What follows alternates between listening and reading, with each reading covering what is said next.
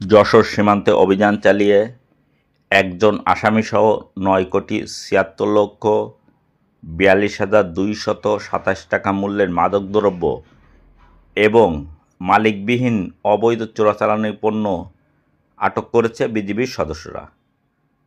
শনিবার ১৪ মার্চ বিজিবির Jessore battalion ৪৯ BGB এর বিশেষ টহল দল হিজুলি ও বেনাপোল বিওপি, বেনাপোল আইসিপি এবং আমড়াখালী চেকপোস্ট সীমান্ত এলাকায় মাদক এবং চোরাচালানি বিরোধী অভিযান পরিচালনা করে ভারতীয় ১.৫০০ কেজি ক্রিস্টাল মেথ আইস, ২ বোতল এলএসডি এবং ১৬৫ গ্রাম গাঁজা, ১০০ বোতল উইন্সরেক্স সিরাপ, একটি মোটরসাইকেল, ১২৫টি শাড়ি, ৩টি কম্বল, ১ কেজি আমসত্ত্ব, ৯৬০টি ওষুধ, ৫,১২৫টি চকলেট এবং ২,২৬২টি কসমেটিক সামগ্রী আটক করে।